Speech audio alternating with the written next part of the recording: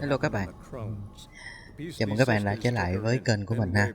Thì hôm nay chúng ta tiếp tục cái series game The Witcher 3 các bạn ha. Thì video ngày hôm nay chúng ta sẽ tiếp tục đi trên cái hành trình mà đi tìm thông tin của bà Anna, vợ của ông Nam Tước. Video hôm trước thì chúng ta đã đến khu đầm lầy của Bad Boss để gặp gỡ 3 con quái vật của vùng đầm lầy này. Nói là 3 nữ thần nhưng mà mình thấy giống 3 quái vật hơn. Để tìm kiếm cái thông tin của series các bạn, thì mình mới biết được là 3 cái con quái vật này nó cũng muốn ăn thịt của series. Nói chung là muốn làm hại người này kia thôi, chứ không có tốt lành gì hết trơn á.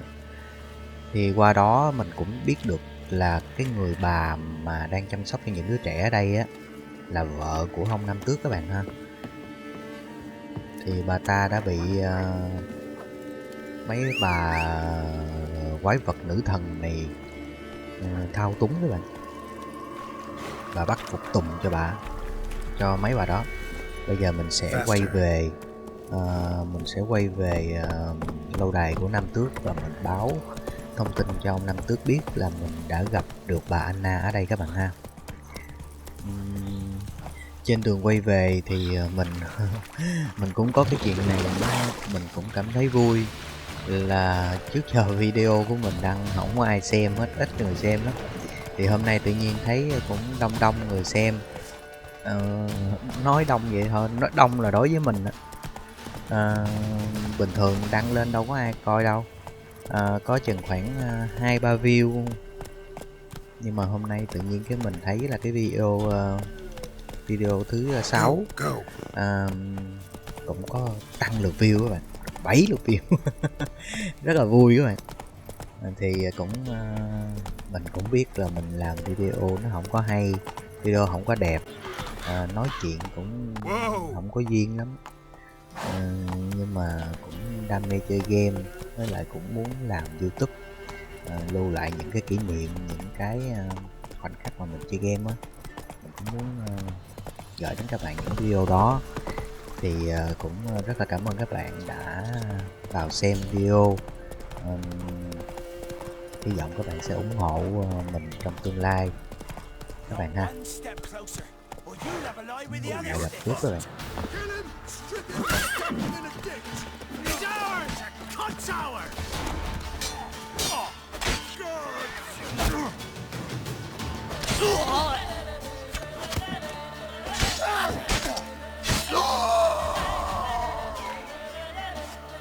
Thì làm gì cũng vậy có người ủng hộ thì mình sẽ càng có nhiều cái động lực hơn, càng có hứng hơn. Thì hy vọng các bạn cũng ủng hộ mình trong thời gian sắp tới các bạn ha. Các bạn đăng ký và like giúp mình ha các bạn ha. Thì mình cũng hy vọng là nhờ sự ủng hộ của các bạn, mình sẽ có cái động lực để có thể làm những cái video hay hơn, những cái video hấp dẫn hơn, để gửi đến các bạn. Nhưng tự nhiên thấy view nó tăng được chút xíu, cũng mừng các bạn, cũng vui lắm chứ. Tuy là không nhiều nhưng mà có tăng là có vui các bạn.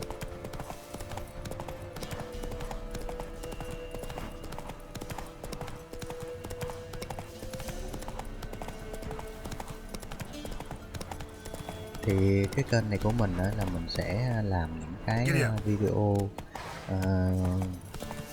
chắc chủ yếu là game offline đó các bạn. Tại mình chơi game online, mình chơi game cũng không có hay á. Thì chơi game online thì gặp nhiều bạn, chung là mình chơi game mình bị chửi các bạn. Mình chơi game không may mình ảnh hưởng tới người ta, bị chửi, ảnh hưởng đến đội người ta. Bởi vì mình biết cái khuyết điểm của mình, bởi vì mình ít chơi game online lắm. Chơi game online thì mình chỉ có chơi kiểu như FIFA rồi, FIFA Online 4 á. Thì bây giờ là hình như đổi thành là cái gì? Đổi thành là FC 24 hay gì đó. Tại vì nó chỉ có một mình đá, mình quản lý đội mình đá, mình cầm đội mình đá, cũng không ảnh hưởng đến ai. Nhưng mà vậy cũng bị chửi rồi. Nhiều khi vô đá gặp đối thủ không biết đá hồi cái đối thủ chửi. Mình đá đâu phải kiểu là gọi là câu giờ hay là cái gì đâu. Mình thua mình cũng bị chửi, mà mình đá thắng mình cũng bị chửi. Chung là khó lòng lắm chơi game mà. Mình xác định chơi game là để giải trí rồi. Chơi game là để giải trí chứ không phải là để hơn thua nhau. Hơn thua nhau thì đi thi đấu các bạn ha.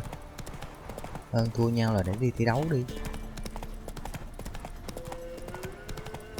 Thi đấu có ăn có thua có giải gì đó thì mình mới hơn thua nhau chứ. Nhưng mà những cái giải á, ví dụ như những cái event ở trong một cái game online nào đó thì có những phần thưởng cho đội nào thắng trong trận đó, ví dụ như liên quân chẳng hạn. Thì những cái event nó ít khi nào mà mình tham gia. Hồi xưa mình chơi, hồi xưa mình cũng có chơi liên quân này kia mà, không cũng dở.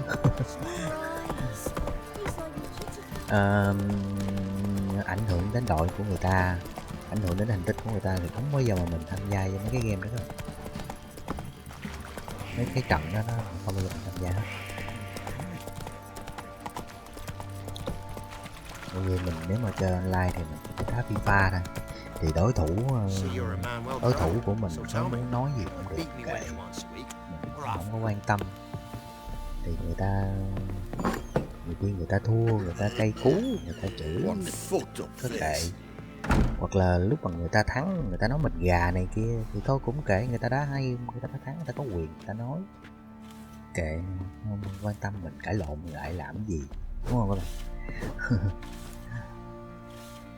Bây giờ mình đã về tới phủ của Nam Tước, lâu đài của Nam Tước nè. Bây giờ mình đi gặp ổng để mình báo về cái thông tin mình đã gặp được vợ ổng nha các bạn ha. Chắc ổng mừng lắm. I'm listening. What do you come to me with? Tôi biết vợ ông đang ở đâu. Got news of your wife. Plowing hell, why'd you not say so forthwith? Where is she? Why have you not returned with her? She's in Crookback Bog. Got food, a place to live, and keeps herself busy. Didn't look like she had the slightest desire to leave. You were to bring her back, not report on the conditions she lives under. Tại sao lại nóng tính như I vậy? was supposed to find her, and I did. That was our deal, nothing more.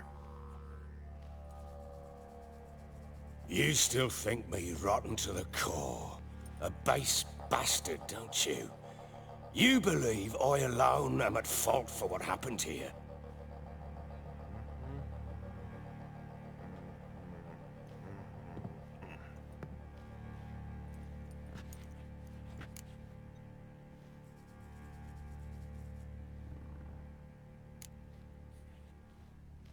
Tức là ông nói là Carol có phải là vẫn đang nghĩ ổng là những cái nguyên nhân mà gây ra một mình ổng là nguyên nhân gây ra những cái sự việc như ngày hôm nay, tức là vợ con của ổng bỏ đi. Thì đối với một người đàn ông đau khổ thì chắc có lẽ có một cái lý do gì đó sâu bên trong ha các bạn ha, để mình thử hỏi. Nhưng mà mình nghĩ không quan trọng, sự việc đã xảy ra rồi. Bây giờ vấn đề là phải làm cái gì để khắc phục cái hậu quả, đúng không ạ? Doesn't matter what I believe. Yet, looking at you, I see contempt. Can't speak for the world you witches inhabit, but in ours, nothing is ever black and white. Để ông kể coi Probably gonna say you're not the only one to blame. All right then. I'm willing to hear your side of the story. Phải muốn biết mình cũng muốn hiểu rõ cái nội dung câu chuyện các bạn ha.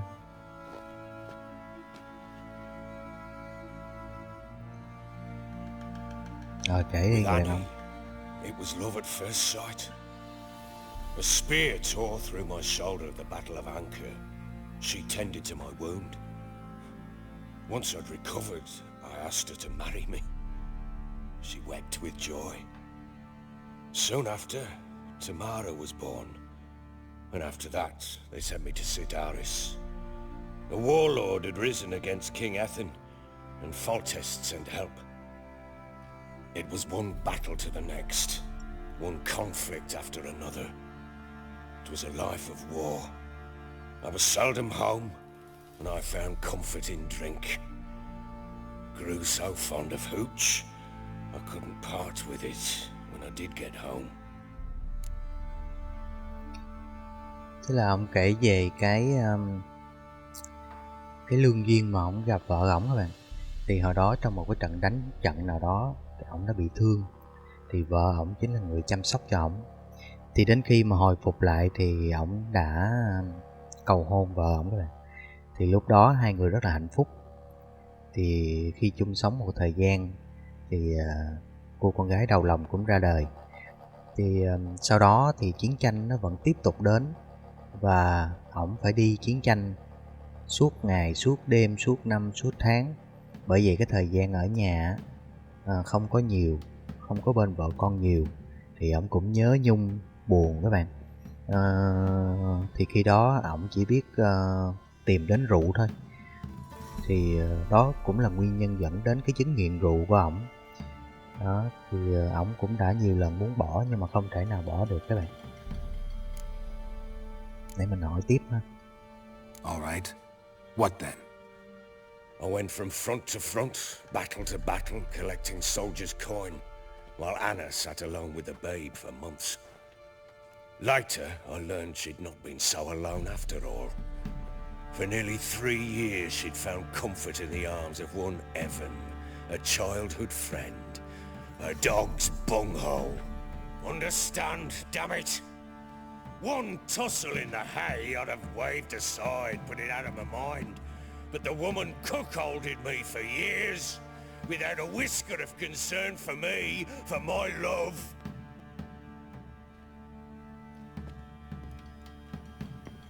How'd you find out? Came home one day and Anna was gone. The things too. Found a letter.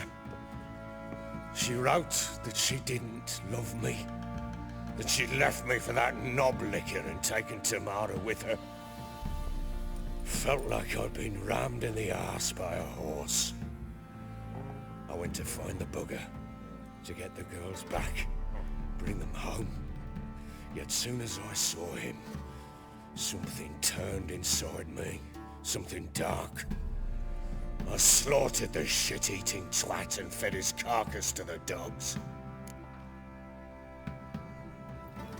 Ổng nói rằng nguyên nhân không phải là do một mình ổng đâu, tại vì ổng bị cấm sừng thôi. Khi trong những lúc mà ổng đi chiến trường thì vợ ổng ở nhà đã qua lại với một người đàn ông tên là Evan. Thì người đàn ông đó là bạn từ tuổi nhỏ của bà Anna các bạn ha. Thì cho đến một ngày thì ổng trở về, ổng phát hiện một bức thư, thì trong đó bà Anna có ghi lại là bà ta bỏ đi và dắt theo Tamara, con gái của ổng, đi theo người đàn ông đó. Thì ổng đã tìm đến và ổng xử lý người đàn ông đó luôn.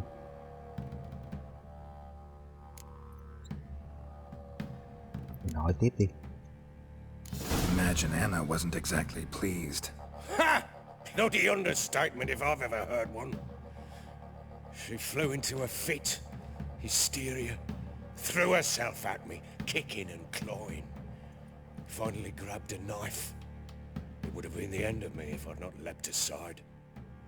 It was the first time I hit her. I had to calm her. Felt I had no other means. Things changed. They would never be the same. Anna tried to take her own life, and mine, several times.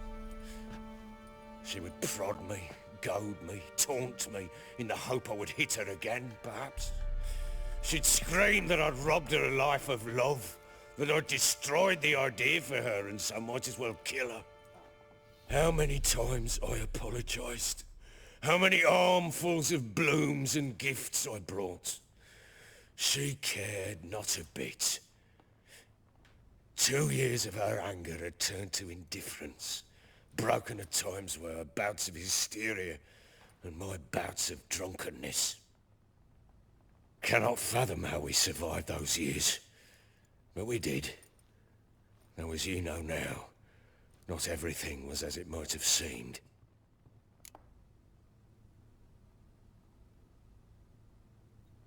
Vậy cũng tội nghiệp ổng các bạn ha. Nếu mà những cái gì mà theo như lời ông nói là sự thật á, thì nỗi khổ tâm của ông cũng lớn ha. Thì các bạn đời sống bình thường các bạn cũng hiểu rồi.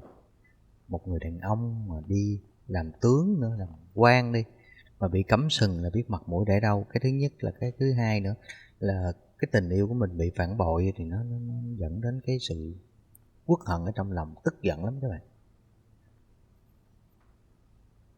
Mình cũng quan tâm chút. Như vậy hai người đều có lỗi. You're right. Faults on both sides, yours and hers. I'm content that you finally see that. Very well then. If you won't bring Anna home, you might at least tell me how she landed in that blasted swamp.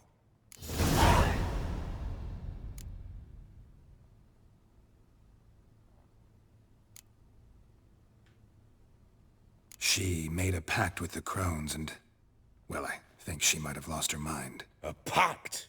What the bloody hell? She was with child, a child she didn't want to bear. Went to the crones for help. They promised to rid her of the problem in exchange for a year of her service. And they kept their word, in their own twisted way. What do you mean? Anna must have thought the child inside her would somehow disappear. Instead, the crones sapped her of strength, and ultimately forced her body to miscarry. I think that's when she started to lose her mind. Then they placed magic tethers on her, tethers that cause great pain when tested. A guarantee she'll pay off her debt. A pact with witches? Bloody nightmare, sounds like some jest. We must get her out. We can't leave her there. Đúng là ba cái bà đó, đúng là ba bà quái vật chứ nữ thần cái gì. Thì cái thai bị sảy của bà Anna là do ba cái mụ đó làm các bạn. Họ trói buộc bả vào một cái dao kèo, tức là đứa con ở trong bụng của ông Nam Tước này nè. Thì bà Anna bác không muốn sanh ra. Thì bà đã nhờ vào tụi ba cái bà nữ thần, ba con mụ nữ thần đó đó, để giải quyết cái vấn đề này. Thì họ giải quyết với bà, và họ giao kèo là bà phục tùng chúng trong 1 năm. Bây giờ bà như một người mất trí rồi. Ém bùa, kiểu như ém bùa bà luôn. Quá đáng. Thì ông này ông nghe vậy ông cũng sốc vợ, thì ông cũng muốn là cứu vợ ông ra. Để mình nói. Venturing into the swamp, even with armed men, is just a bad idea. It's a dangerous place inherently, and I think those crones are a greater threat than anyone realizes. I'll not sit on my arse waiting for them to return her. Would you wait? Count on their mercy if they had your daughter? Probably not, but I'm a witcher. And I'm a husband and a father who's fucked up his life and the lives of his loved ones. I'll gather my men, go there and retrieve Anna. Mặc dù có những cái nguy hiểm, nhưng mà ông vẫn quyết định tiến vào khu đầm lầy đó để giải cứu vợ của ông ra.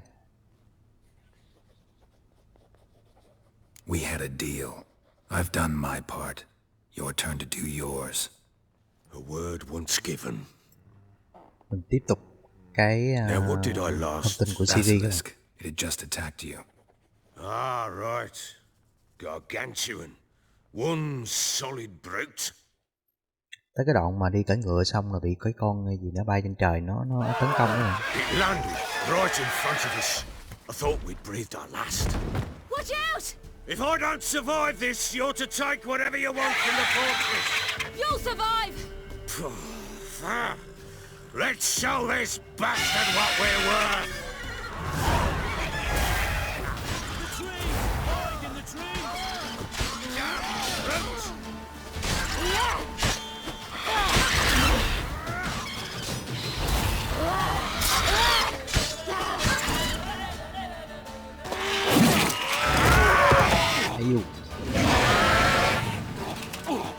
Một con gà khổng lồ.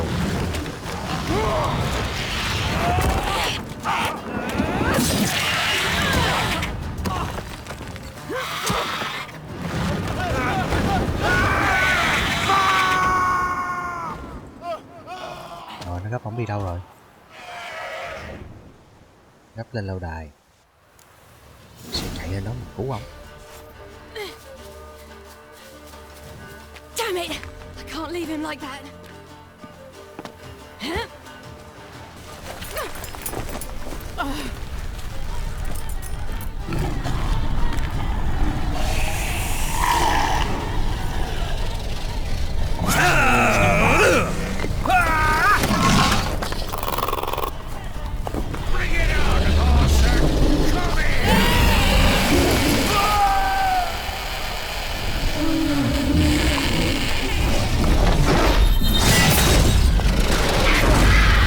Buộc mình phải dùng cái phép dịch chuyển để cứu ông. Thì có lẽ đây là lý do mà Siri phải bỏ trốn. Tại vì mỗi lần sử dụng cái phép dịch chuyển này là đoạn quay hình nó sẽ lần ra được cái tung tích của Siri. Đó là lý do chắc Siri phải bỏ đi.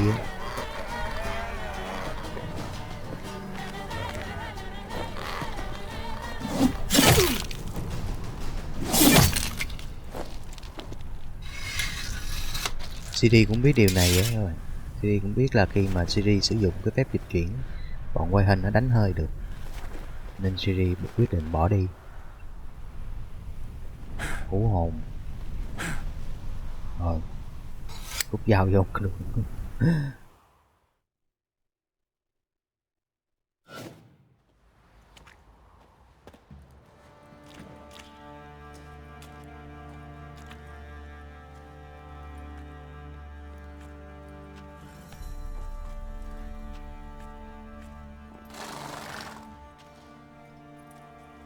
You have everything? Yes, thank you. What you did for me, I shall never forget it.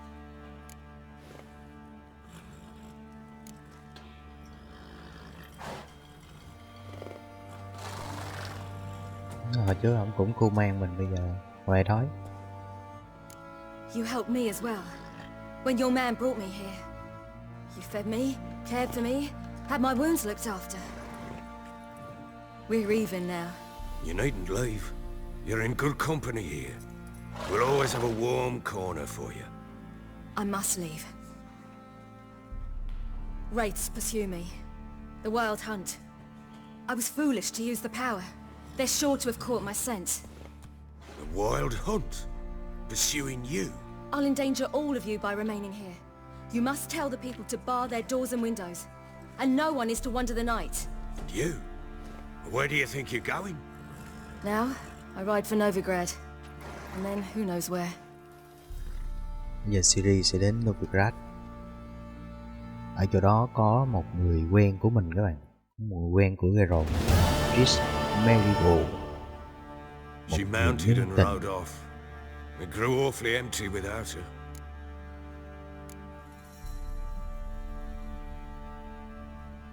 Cái này có lẽ là làm thế nào mà Siri qua được, thì có lẽ là ông Nam Tước này đưa cho Siri một cái tờ giấy thông hành giống như mình nha. So there's a chance Ciri's still in Novigrad. Thanks for helping her. It's nothing. Now you've learned what you wanted to know, you must be in a hurry. But if you could... Spit it out. I want to go get Anna. Free her, bring her back. I don't believe she's there willingly. Must have not heard me. Any journey into the swamp is suicide. I heard you, which is why I could use your aid. I've no more tales of Ciri to offer you, but go with me and I'll be generous with what I do have. Very generous. Thôi giúp ổng đi chứ. Mình sao ổng đi cứu vợ không được. Extra coin never hurt. Ha! True indeed. I'll round up my men and ride to Downwarren. You can join us there. Fine. Sounds good.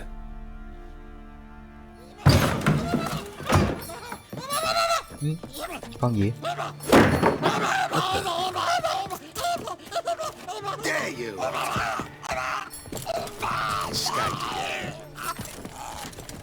Mình nhớ rồi. Cái con này nó có liên quan đến cốt truyện các bạn. Các bạn đợi đến những video sau ha. What was that? You tell me. Man or monster? My men call him Uma and say he's a beast. But he seems a man to me. Just hideous as Ardle's shit.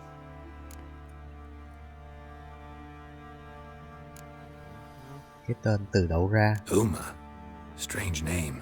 Aye, strange. But he gave us no other. You mean he can talk? Hardly. It was like this. I asked what they called him. He sat there, not saying a thing, trying to stick a toe up his nose. So I grabbed his hand, looked him in the eyes, and asked, "What's your name?" Gave me this damned foolish look and stammered, "Oh, Uma?" And it stuck.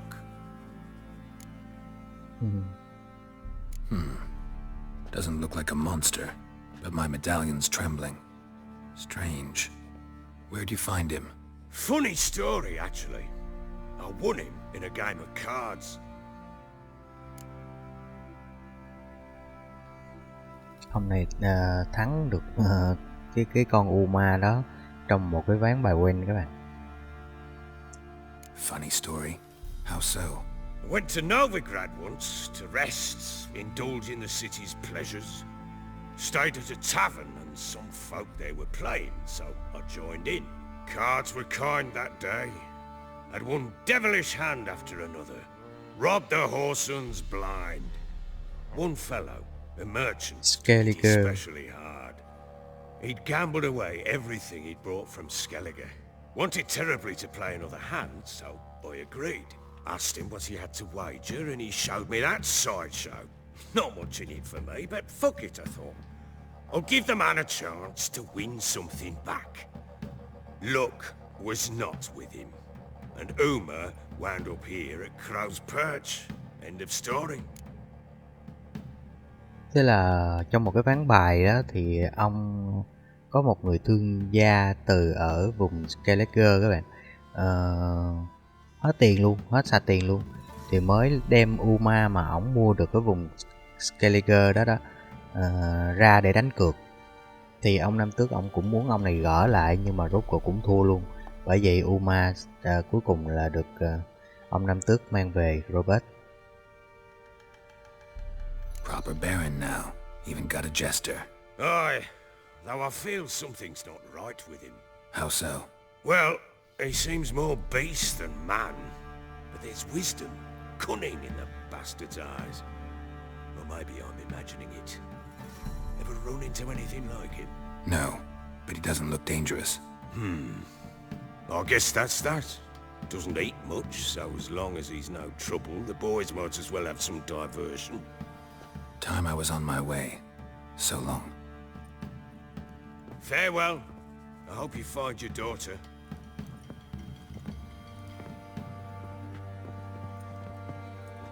And prove a good father to her.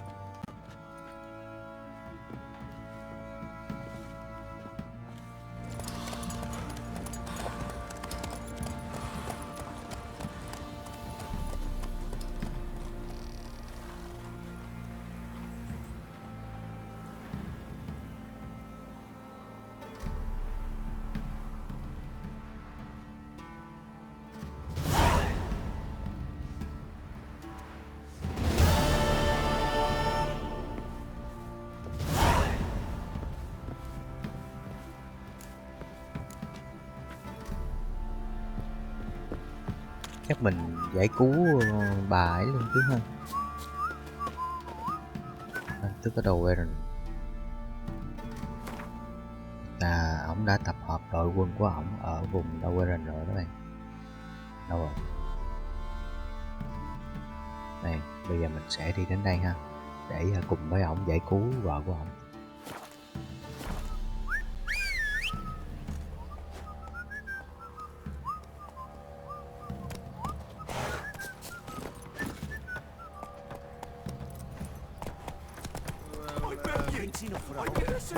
Chứ không thể nào mà nhìn thấy chết mà không cứu được. Trong lúc đó mình có thể các bạn ha.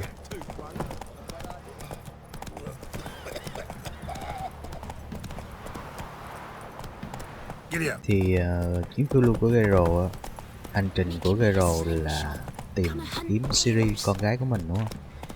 Nhưng mà trong cái chuyến đi đó thì chúng ta cũng nên hành hiệp trượng nghĩa chứ các bạn. Giống như một hiệp khách giang hồ ở trong kiếm hiệp vậy đó. Thấy chuyện bất bình thì mình ra tay cứu giúp. Mình không phải là một dạng thợ săn quái vật mà vô nhân tính, lúc nào làm giúp người cũng muốn phải đền đáp một cái gì đó. Mình giúp người ta đi rồi mình đừng có vụ lợi thì chắc chắn cái điều tốt sẽ đến với mình thôi các bạn.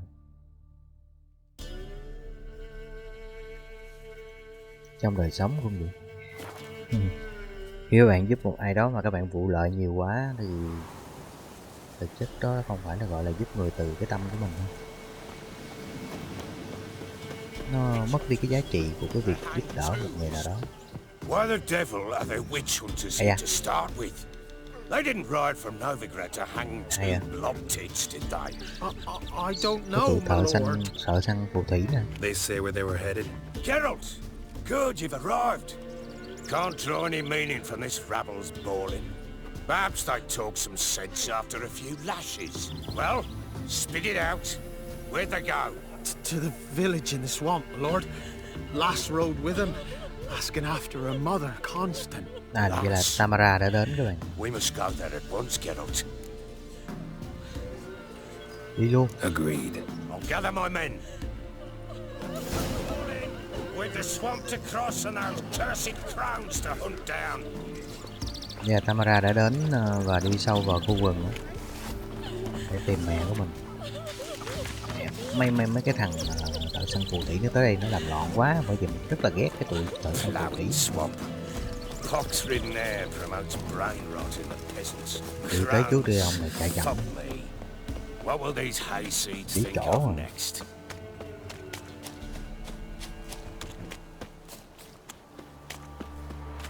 Nó lợi dụng cái danh xưng thợ săn như vậy nó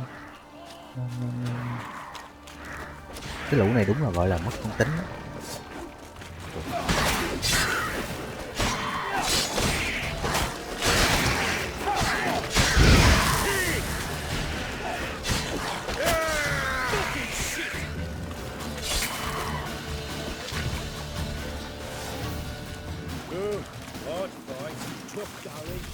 Aye, haven't seen that many around once in a while. We shouldn't have come here. Give the devil something to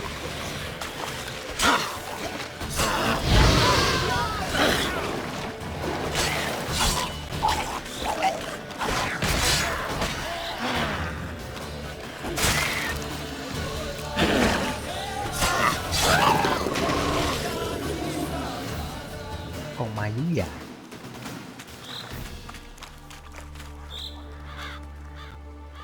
Để mình ngồi thiền cái này.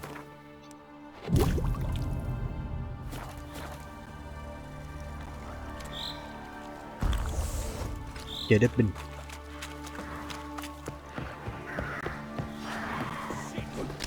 Witcher, why are you here? Tell you later. Degenerate!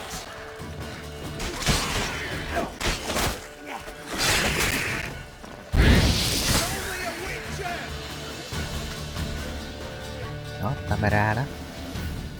Witcher, change your mind. How much did my father pay you? Don't think you have anything to fear. Brought your new friends with you. I have no fear, for the eternal fire protects me. Won't need to protect you from me. Tamara, dear daughter, you return after all. Hai cha con được hội ngộ rồi các bạn. Don't deny me this embrace. Stay away from me. I've come for Mother. Unlike you, I'll not see her rot in this swamp. Why the hell do you think I'm here? To take her home? Oh, you'll do no such thing. You'll not lay a finger on her. Never. I'll not let you. You've a right to be cross. I was not the best husband, the best father, I know.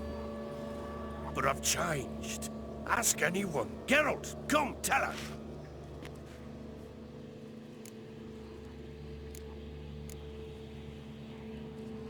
Thôi mình tìm bà Anna Stop trước đi. arguing. It's stupid. We need to find Anna. Verily I say unto you that ire and vehemence can lead to naught but one's downfall. Who the bloody hell is this? And who are you to ask so crudely? This is my commander. And that should be of no concern to a drunken swine. Tamara, you stand with their kind now. Perhaps you'd have them torture and hang your own father. You're not my father, and I care not a bit what befalls you. I remind you we've a matter to resolve here. Witcher, will you help us? Wouldn't be here if I wasn't willing. I've lost 5 men and have little notion of what else to expect in this cursed place. No time to lose. Crones could return any minute. Ha! How do you know they're not here already? 'Cause we're still alive. Search the village!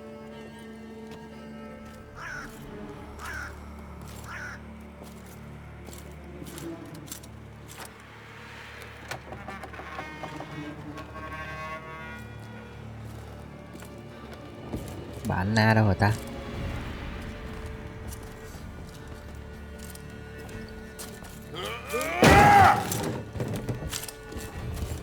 Trống trơn luôn.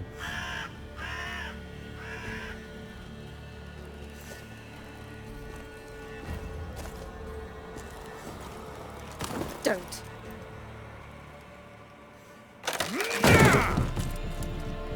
Đó. Over here!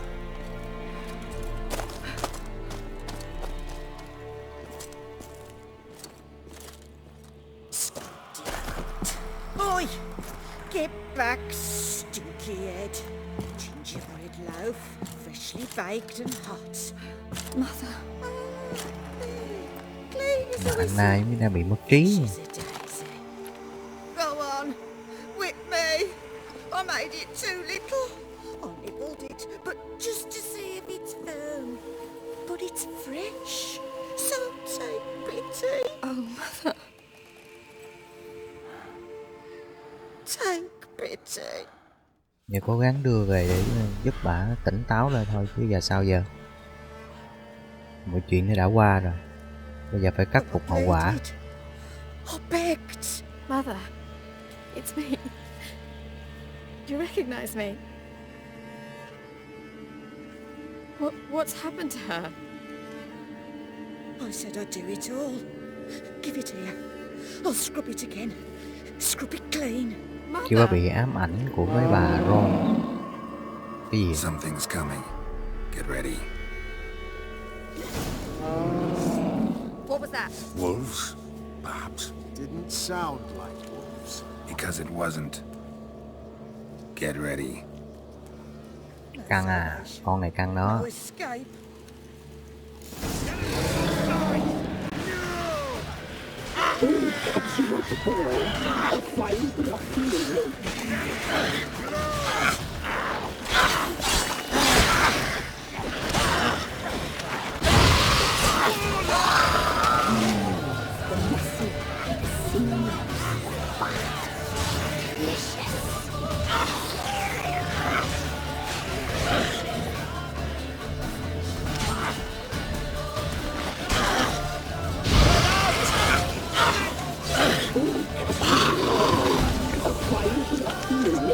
Ui, Show me what you got.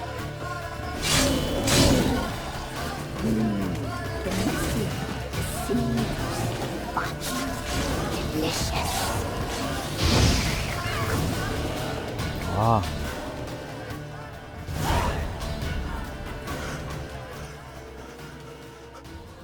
What was that? Looked a fiend to me. Một con phoenix. Crones have sensed us. They know we're close. Sent the beast for Anna. Those damned witches! When will it end? Look what they've done to her. Are they not satisfied? Enough! I'm taking her away. She's my wife. She'll return home with me. You're welcome to come with us if you wish. Don't touch her. We leave this cursed place now. She's sick, weakened. Where would you take her in this state? Oxenfurt? It would mean her death. I know how to care for my mother. She's not a rag doll to be ripped from hand to hand. Let her decide. Bye. Bye for dinner. Goodbye. She's incapable of deciding anything just now. A dark spell, it must be. Help her, Witcher. I beg you.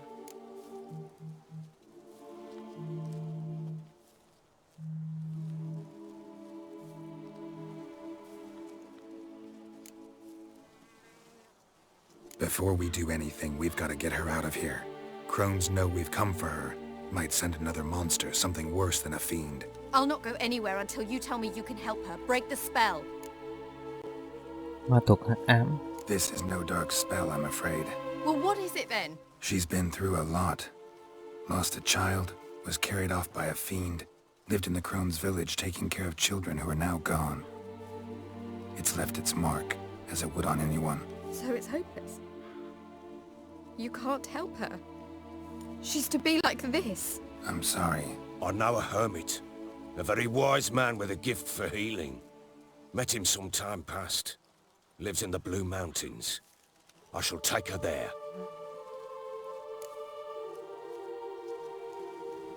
Thế là bây giờ phải kiếm một ông thầy tu gì đó ở Blue Mountain để chữa bệnh cho bà Anna. Might be worth a shot. I shall go with you. That's impossible, sadly. Why? You have duties. Duties deriving from your commitment to the Church of the Eternal Fire. Once we finish our work in Velen, we return to Oxenfurt. You said you'd save my mother. And I kept my word. Your father can care for her now. He care? You know him. You know what he did to her. He swears to be a changed man. And in his eyes I see true sorrow. Remorse for his sins. He will care for her. And you've a new life and new duties. Nó dính vô tụi nó làm chi, bây giờ tụi nó bắt đi. Fear not. All will be well. I will not touch drink. I will find the hermit. And once she is herself again, we will find you. Swear it. You have my word, child.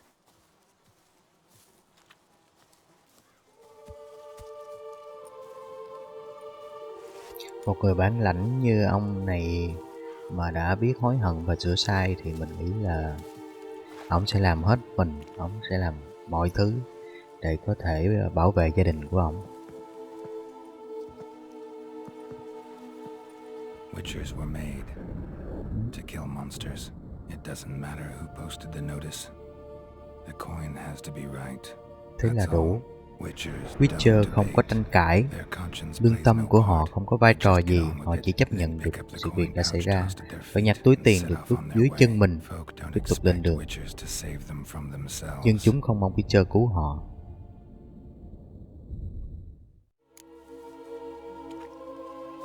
Thank you, Witcher.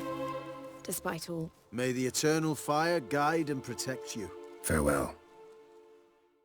Farewell.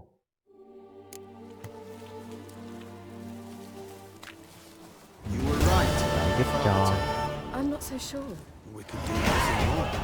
gia đình của ông Nam Tước đoàn tụ rồi các bạn. Only a learned sage will know how. Perhaps you're right. Không fan rượu trà bá đâu rồi. Maybe, maybe not. Maybe go fuck yourself.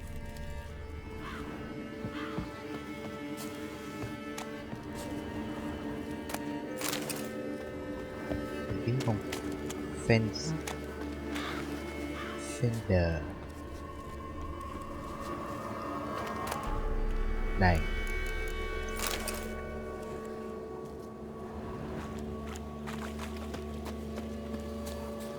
Give me a moment. I must gather my thoughts myself. Bây giờ còn vụ gì không? Như vậy là cái phần nhiệm vụ chính của chúng ta đã xong rồi. Xong ở cái vùng Velen này.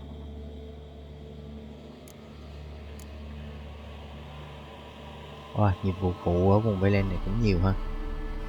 Ủa cái gì à? Chơi bài quen là không thích.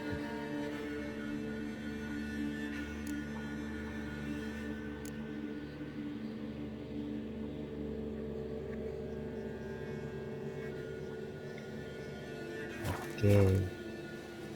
Như vậy là có lẽ là video ngày hôm nay sẽ kết thúc tại đây các bạn. Mình đã giúp cho gia đình của ông Nam Tước đẫm máu có thể đoàn tụ với nhau. Đó là cụ thể là mình đã cứu được bà Anna, nhưng mà bà Anna vẫn còn bệnh các bạn ha. Thì lúc này ông Nam Tước đã đưa bà Anna về và đi tìm thầy để chữa trị cái bệnh của bà ấy. Thì con của bà Anna và ông Nam Tước là Tamara, cô gái đang đứng đó đó, thì rất là buồn khi mà không thể cùng với cha mình giúp cho mẹ mình khỏi bệnh. Tại vì cô ta đã có thỏa thuận với cái giáo phái ngọn lửa vĩnh hằng là phục vụ cho họ khi mà họ đã giúp cô ấy tìm được mẹ của mình. Thì cô ta cũng rất là buồn, nhưng mà mình hy vọng là ông Nam Tước sẽ chữa trị thành công cho bà Anna và Tamara sẽ trở về đoàn tụ với gia đình, đoàn tụ cùng với cha mẹ mình, sống tiếp quãng đời hạnh phúc về sau các bạn ha. Rồi thì video hôm nay cũng xin kết thúc tại đây. Rất mong sự ủng hộ của các bạn. Nếu mà các bạn ủng hộ mình, các bạn bấm cho mình một like và subscribe các bạn ha. Rồi, cảm ơn các bạn, xin chào tạm biệt và hẹn gặp lại trong những video lần sau.